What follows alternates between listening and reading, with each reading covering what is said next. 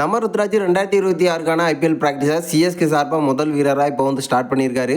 எப்போ ஸ்டார்ட் பண்ணார், எங்கே ஸ்டார்ட் பண்ணியிருக்காரு, சென்னை சேப்பாக்கத்தில் இவரோட ப்ராக்டிஸை வந்து எப்போ எதிர்பார்க்கலாம், அதை பற்றின ஒரு ஃபுல் டீட்டெயிலை பற்றியும் நம்ம பிரசாந்த் வீர் ஆல்ரெடி சென்னையில் வந்து லேண்ட் ஆனது எல்லாத்துக்குமே வந்து தெரிஞ்ச விஷயம் தான். இவரோட இப்போ சில முக்கியமான வீரர்களும் வந்து லேண்ட் ஆக போகிறாங்க. அது மட்டும் இல்லை, ஒரு அதிரடியான பயிற்சியை சீக்கிரமாகவே வந்து ஸ்டார்ட் பண்ண போகிறாங்களா நம்ம சிஎஸ்கே, எப்போ வந்து ஸ்டார்ட் பண்ண போகிறாங்க, மற்ற வீரர்கள் வந்து எப்போ வர போகிறாங்க அப்படிங்கிறதையும் இந்த வீடியோவில் பார்த்துடலாம்.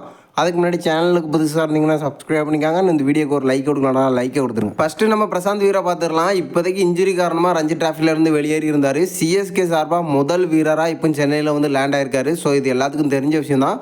இப்போ ரீசெண்டாக ஒரு அப்டேட் வந்து கிடச்சிருக்கு. இவரோட இணைஞ்சி சில முக்கியமான வீரர்களும் வந்து லேண்ட் ஆக போகிறாங்க. நம்ம ஆயுஷ் மாத்ரே, ஊர்வில் படேல், முகேஷ் சௌத்ரி, ராமகிருஷ்ணா கோஸ் அப்படின்னு இளம் வீரர்களும் இவரோட வந்து ஜாயின் ஆக போகிறாங்க அப்படின்னு சில அப்டேட் வந்து கிடச்சிருக்கு. குறிப்பாக பார்த்தீங்கன்னா சண்டே அல்லது மண்டே வந்து ஜாயின் ஆகிறதுக்கான அதிக வாய்ப்புகள் இருக்குது. ஆல்ரெடி எல்லா டீமுமே வந்து ப்ராக்டிஸை வந்து ஆல்மோஸ்ட் வந்து ஸ்டார்ட் பண்ணிட்டாங்க. அந்த வரிசையில் இந்த மாதம் எண்டிலேருந்து நம்ம சிஎஸ்கே வந்து ப்ராக்டிஸை வந்து ஸ்டார்ட் பண்ண போகிறாங்களாம். கிட்டத்தட்ட பார்த்தீங்கன்னா சில வீரர்கள் இந்த மாதம் 25லேருந்து ப்ராக்டிஸை வந்து ஸ்டார்ட் பண்ணுறதுக்கான அதிக வாய்ப்புகள் இருக்குது அப்படின்னு ரீசெண்டாக ஒரு அப்டேட் வந்து கிடச்சிருக்கு.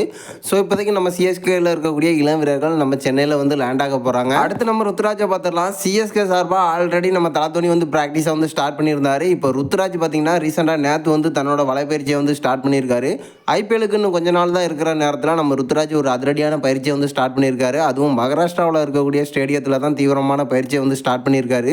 ஸோ இப்போதைக்கு பார்த்தீங்கன்னா நம்ம சிஎஸ்கே சார்பாக தலத்தோனியாக இருக்கட்டும், ருத்துவாக இருக்கட்டும், இவங்க ரெண்டு பேருமே முக்கியமான ரோல் வந்து சிஎஸ்கேக்கு பண்ணிகிட்ருக்காங்க. இதன் காரணமாக இவங்க வந்து பயிற்சியை முன்னாடியே ஸ்டார்ட் பண்ணியிருக்காங்க. கிட்டத்தட்ட நம்ம ருத்துவை பொறுத்த வரைக்கும் ஒரு நல்ல ஃபார்மில் தான் வந்து இருந்துகிட்ருக்காரு. பட் இந்திய அணியில் அவருக்கான வாய்ப்பு வந்து கிடைக்கலாம். நம்ம சிஎஸ்கேவில் மேலும் தரமான சம்பவத்தை பண்ணால் இந்திய அணியில் வந்து வாய்ப்பு கிடைக்கும். அதுக்கான பயிற்சியை தான் நம்ம சிஎஸ்கே சார்பாக நம்ம ருத்ராஜ் வந்து இப்போ ஸ்டார்ட் பண்ணியிருக்காரு. சென்னையில் வந்து எப்போ லேண்ட் ஆக போகிறாரு அப்படின்னு கேட்டிங்கன்னா, நம்ம தலத்தோனி ருத்ராஜ் ரெண்டு பேரும் ஒரே டேட்டில் தான் வந்து வர போகிறாங்க. 24 அல்லது 25 இந்த ரெண்டு டேட்டில் ஒரு டேட்டில் நம்ம ரெண்டு பேரையும் வந்து எதிர்பார்க்கலாம் நம்ம சிஎஸ்கே சார்பாக. ஸோ இப்போதைக்கு பார்த்தீங்கன்னா இவங்க ரெண்டு பேருமே வந்து லேண்ட் ஆக போகிறாங்க. கூடிய சீக்கிரமே நம்ம சிஎஸ்கே கேம்ப் வந்து ஸ்டார்ட் ஆக போகுது அப்படிங்கிறது ஒரு லேட்டஸ்டான அப்டேட். நீங்கள் என்ன நினைக்கிறீங்க? நம்ம சிஎஸ்கே வீரர்கள் எல்லாருமே சென்னையில் வந்து லேண்ட் ஆக போகிறதா இருக்கட்டும், நம்ம ருத்ராஜ் ஒரு தீவிரமான பயிற்சி, இதை பற்றின கருத்தை மறக்காமல் நம்மளோட கமெண்ட் பாக்ஸில் தெரிவிச்சிருங்க.